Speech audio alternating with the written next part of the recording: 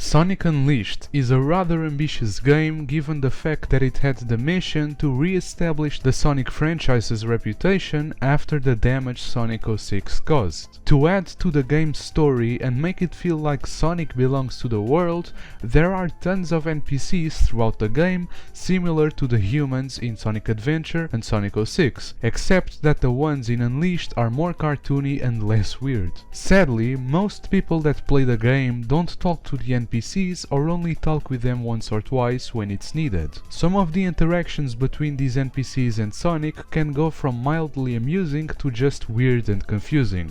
Talking to them will reveal their personality and the things that they like and dislike. Most stuff that they like is pretty generic, such as liking another NPC, doing something, or Apotos scenery for example, but the things that they dislike are mostly weird as hell. Lucas, which is a sailor from Spagonia but resident in Apotos, dislikes not being able to remember what he has forgotten, or his son Mauro that dislikes not having a family. The lore of these two is pretty deep too. While Mauro was still very young, Lucas was lost in a boat accident and everyone believed he was dead. He managed to live and came to live in Apotos but lost all his memories. Throughout the game, he tells Sonic and Chip that he feels like he forgot something very important, but brushes it off. He later traveled to Spagonia to look for work, but tripped on the step on the sidewalk and hit his head, which caused him to regain some of his memories, although he still felt he was forgetting something.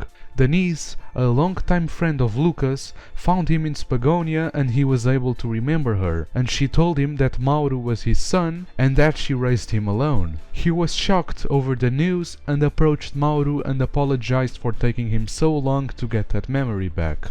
If you talk with Denise at this point, she will tell you that she likes happy endings like this one, revealing another aspect of her personality. If you thought this was too deep, most NPCs have deep-ass lore for some reason. I can't really dive into the lore of each NPC, or else I would be here for hours.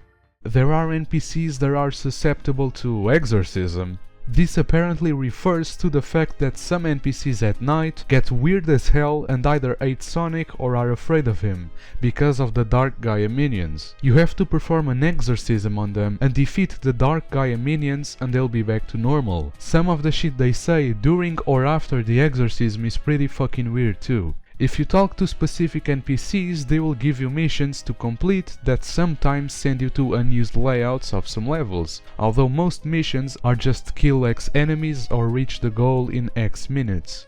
There is an old man in Chun-Nan that says he can cure Sonic of his werehog form at night. When you speak to him at night, he tells you to go defeat some Dark Gaia minions outside of town, and then when you finish the mission, he asks for more time to think. What a fucking idiot. Some of the missions these guys give you are just plain out weird, like retrieving the Elder's glasses or his book. How the hell did they even end up there? Every NPC usually has a different dialogue depending if you're talking to them as Sonic or as the werehog. If talking as the werehog, at first some NPCs are terrified of you, and others really just don't care that a werewolf is walking around town. There's some amusing dialogue with the Egg Fighters in the Eggman Land hub world. The Egg Fighters' name derived from a Sega console and the year a Sonic game came out. You can talk with EFMD1991, corresponding to the Mega Drive and Sonic 1, and EFXB2006, corresponding to the Xbox 360 and Sonic 06. There is also EFDC1998, referring to the Dreamcast and Sonic Adventure, but since he's a shopkeeper he has no real dialogue. The Mega Drive 1 is the oldest and says he isn't goofing off. He also gets angry very easily. Their mission is apparently to catch Sonic if he appears, except that they don't even know what he looks like. XB2006 has just been made and is glitchy and asks you to improve his cognitive processes by conversing with him. The choices the game gives you are pretty weird and the robot's responses even more so. There are multiple dialogues in the game where you have to choose options to continue the conversation. One of these is with this old lady in Apotos. She says that she has heard that Sonic and Chip are traveling around the world and that traveling is one of her hobbies. She then proceeds to ask you a quiz about some things in Apotos, and some of the choices you get are so ridiculously stupid it's hilarious. Another pretty well known case of this is if you talk with the NPC called Chari in Shamar. He will ask you what you would say if you had to make rugs for the rest of your life. One of the choices is, well, this game is not playing around. If you speak to him as Sonic, you will find out that he wants to be a singer but his father won't let him. They ask you for a second opinion, and you can either agree with the son, which will convince the father, or agree with the father and the son will just stand there sad.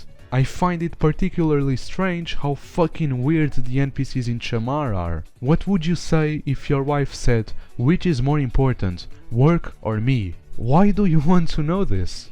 Sonic Unleashed is the first Sonic game to have a, while not outright stated, heavily implied gay character named Louis Montaigne, who gives 3 town missions all about passion and love. His dialogue seems to suggest he is attracted to Sonic.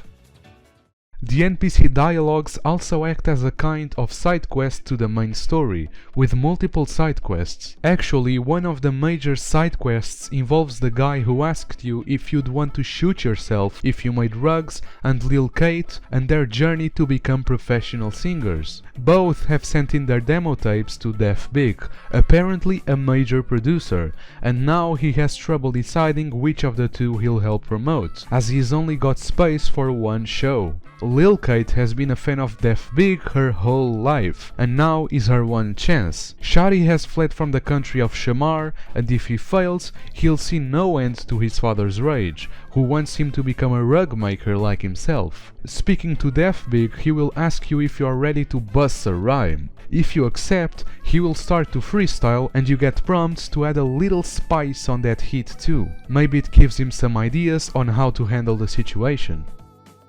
The old scholar guy in Apotos reveals himself to be a Sonic lore master. Massive respect. There's a woman from Empire City which wants to interview you in places all over the world, and some of the choices you get are pretty fucking stupid too. There's a dude in Adabat that gets absolutely furious if you talk to his daughter. He will just stand there angry forever. There's this fucking kid who literally just fat shames a little girl for no reason. A woman in Spagonia just casually asks Sonic if he wants to trade a gem for his girlfriend. You can also speak with some of Sonic's friends, that being Tails, Amy and Pickle. Speaking with Tails usually just makes you progress further in the game. Pickle usually just gives you tips about anything you ask him, and Amy will ask you out on a date, having the option to either accept or decline. I'm pretty sure the option to accept made a lot of people happy back in 2008. While some NPCs are either terrified of you or are a fan of you, there are some that don't even know who you are. Specifically in Holaska, there is a dude that calls you Max. What he says afterwards is pretty weird and he just stays there sad. One guy also asks you if you think his wife loves him. There is always this fucking guy in every hub world selling hot dogs. No matter where you are, he is everywhere. Talking with him will just give you some missions, no hot dogs. Outside of dialogues, you can interact with the NPCs in other ways. One of them is by attacking them, either by stomping or homing attacking them as Sonic, or just attacking them as the Hedgehog. They'll be pretty terrified, but their dialogue won't change because of it. There's also this really shady guy called the Traveling Salesman Ventos that sells you stuff like souvenirs, art books and records. Also, every NPC has an alignment. Most of the NPCs have a good alignment. Most of them also have skills and are very specific and refer to their jobs, such as being an expert sailor, an expert hairstylist or being a kung fu master. It's pretty cool that each and every character has traits and a personality of their own. It's weird that Sonic Team completely scrapped the idea of having humans in Sonic games after Unleashed, after finally getting them right. It took many years, but they finally made humans feel like they belong in the same world as Sonic, with pretty amusing dialogues and actually adding flavor to the game. We'll have to see what the future has for us, I guess. I would love to know which NPC is your favorite, since there are a lot more of them that are pretty cool too. This video is a shorter one and I haven't really dug too deep into the NPC lore of the game, since it's actually pretty complex and there are tons of side quests and there's a lot I think you should explore by yourself. You might find a new liking for this game afterwards. Anyways,